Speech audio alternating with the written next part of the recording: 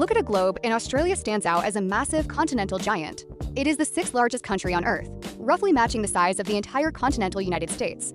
But if you look closer at where the people actually are, a bizarre anomaly emerges. The United States is home to over 340 million people spread across cities, suburbs, and farmland from coast to coast.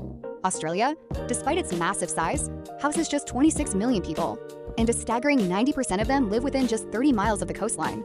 The entire interior of the continent is practically a ghost town. It is one of the least densely populated places on Earth, right alongside Antarctica and the Sahara Desert. But why? How did an entire nation end up crowded onto the absolute fringes of their land? The answer isn't just that it's too hot.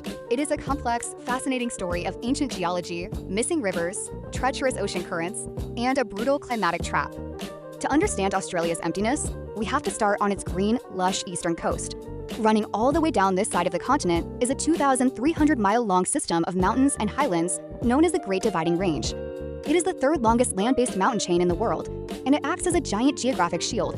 The prevailing winds blow from the east, carrying massive amounts of warm, moisture-heavy air from the Pacific Ocean straight toward the continent.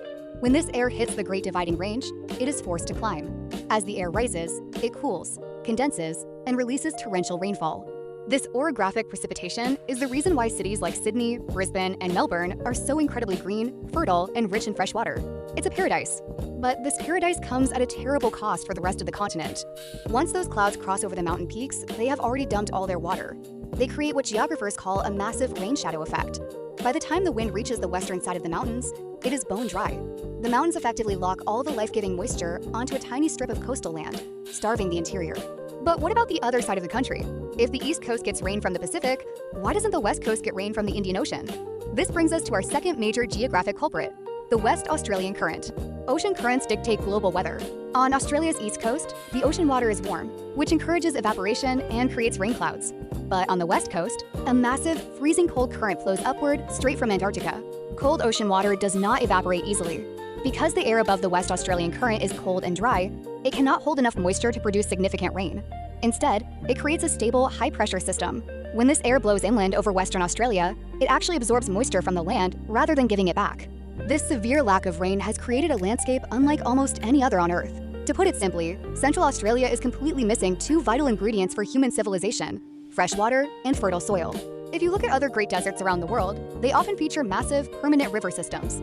The Sahara has the Nile. The Middle Eastern deserts have the Tigris and Euphrates. These rivers allow massive cities to thrive in the middle of nowhere. Australia has no such luck. Its interior has virtually no permanent, year-round rivers.